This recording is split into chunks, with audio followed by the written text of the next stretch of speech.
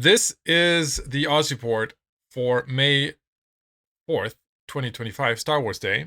And today it's all going to be about the Legion expansion that was announced at FanFest yesterday or day before yesterday, depending on where you are in the world. And before we jump into some of the specifics there, I want to quickly go over PLEX and PLEX adjacent items. So not much there to write home about. PLEX is down slightly after we had the roller coaster markets in the last few weeks due to the skill extractor 2-for-1 sales, multiple sales that were going on. Skill injectors also unchanged, and skill extractors are taking the beginning the long journey back towards 500 million or even 550 million if we can dream. All right, so but overall, still skill extractors 15% below 52-week average, and PLEX still 10% above 52-week average. So still a very, very tense situation if you've invested your life savings into skill extractors, like I have. So we're taking the long way road back to recovery, just like the real world stock markets are. But let's talk about Legion and what Legion has done. So a quick summary on what was announced. The highlights were we have freelance projects that are going to allow people to create contracts for anyone to do, not just in corporations. We have new corporation customization features like corp skins and a color palette. And there are new ships. So we have the Sarathiel and the Babaroga. The Sarathiel is an Angel Dreadnought, and the Babaroga is a Triglavian Marauder based on the Leshak. And that immediately is the biggest impact that we're seeing in the market. If we look at what's trending up this week, we immediately see 0-point field manipulator. This is for tier 2 Triglavian ship construction, up 60%. We see crystalline isogen 10 up 40%. And the overall, if we go to abyssal materials overall, they're up 30% overall. This would also include 0-point condensate. And this is simply because people are buying up Triglavian materials, abyssal materials to construct Leshaks to be ready to then construct the Babaroga when it comes out. They're banking on that. Typically, we don't see these short-term impacts last because it's all going to depend on whether there are enough abyssal materials in the world to support the increased demand for these ships. And this is all a question of how popular is the new Triglavian Marauder going to be. Other Marauders are very popular, and they're going to rely heavily on abyssal materials. So it's quite possible that there's going to be a long-lasting increased demand on these materials. That means that unless people go out and run more abyssal dead space and run more Podgevent content, then this might mean that in the long run, not only is this content going to be more lucrative because the loot that you're getting is more lucrative because it's in higher demand, but this also might mean there's a knock-on effect on the other Triglavian ships and modules, right? So we're already seeing Leshak, Dracovac, Vedmak, Kikimora. These are all going to be increasing in price if there is significant demand for the Triglavian Marauder. But we're going to see how that plays out. The initial 30% increase, and I'll do my best to also show you here in game with the graphs as has been requested so many times from you. Here, this is crystalline isogen 10. Up until yesterday, we were at about 75k, and now we're over 100. So massive impact there. If we're looking at 0-point condensate, the other abyssal material, we were at about 60k up until yesterday, and we're now at about 75k. And then 0-point field manipulator, which go into the tier 2, Tech 2 Triglavian materials went up from about 150 yesterday to now already 250,000. And so, go out. If you want to take advantage of this, go out and run Abyssal Pockets. Go out. It's fantastic content. Go out and try out Podgeven, various things in Podgeven to grab this. One knock-on effect is also going to be the Edencom weapons. They also rely on this, so they're also going to get more expensive, and the Edencom ships. And so this is going to be interesting as it plays out. Certainly, I wouldn't recommend going into these markets now, because this initial buyout that you see here is certainly an overreaction, because this is going to be people that are wanting to build these ships or this ship on day one. And so I would expect this initial extreme reaction to subside, and then things coming back to more normal levels. But again, this might, typically I say, the initial hype doesn't last, or doesn't have any long-lasting effect. That might be different here, because this might actually have a very long-term effect if there aren't enough abyssal materials in the economy to support the increased demand. This is not like all of the other ships, because this is not like basic minerals, right? This is very specific materials. And so that's the Barbaroga, the Triglavian ship. The other ship is the Angel Dread. And so if we go down here to modules, very confusingly, the Angel modules are called Domination, right? And so if you look down here and you see the Domination modules overall, they're already up 16%.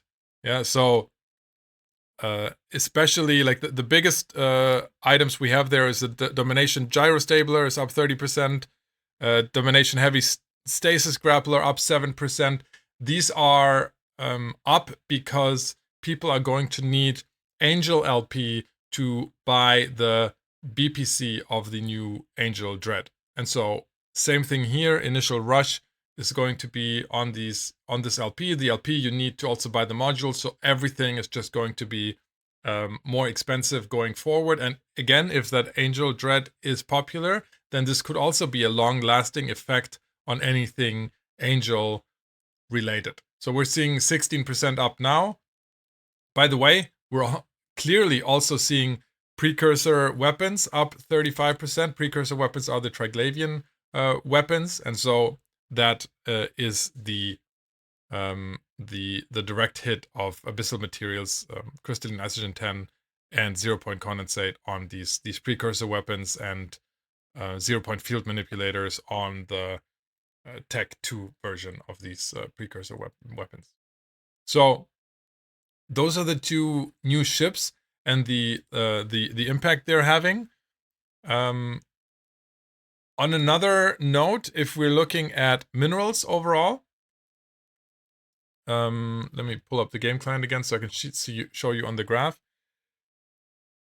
Morphite is one big thing again. We're seeing Morphite continuing to drop. All right, so last week we were somewhere around 35. We're now at about 28. So Morphite continuing the slide. This means cheaper Tech 2 modules, cheaper Tech 2 ships overall. This is the mineral that was directly targeted by the massive March 12th patch.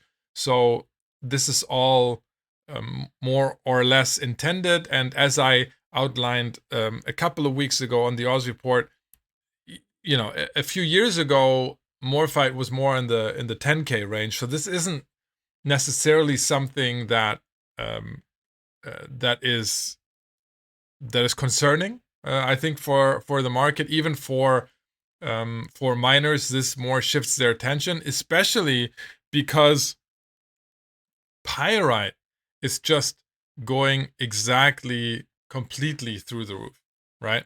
So this is one of the knock-on effects of Metanox moon mining. We've talked about this before on the Oz report. Pyrite is one product that is created in manual moon mining, which is done a lot less now in the times of Metanox passive moon mining, and so the availability of pyrite and the price of pyrite, the availability of pyrite is going down significantly, and the price is just going continuously up. This is concerning, I would say. A price of 35 ISK for pyrite is definitely something that we'll need to be looking at. But in the short term, you're just hoping that there are some miners that are going out there and actually mining it. Kenneth Feld in chat says, Tier 3 pyrite anoms is also dog poop. Quoting Kenneth Feld, not happy about the pyrite output of the new Tier 3 mining sites in Nullstack. And so clearly, there's a lot going on on the mineral side as well. The other minerals are more or less unchanged from last week, so nothing huge to write home about. And if let's take one last look at our dashboard here on the Oz.space, and you can see, on the trending upside, Vorton tuning system 2. This is based on Triglavian materials as well, going up. Azoria supertidal entropic disintegrator based on abyssal materials going up. 0 point field manipulators are the tier tech 2 relevant abyssal materials, so that's also going up in price. So all across the board we're seeing this. And again, the isotropic neo fullerene beta 6 dread components going up as the demand is there for the new ships being released in the Legion expansion. So we'll see how that plays out. Other than that, on the short supply side, still PLEX 0.1 trade is available. PLEX in very, very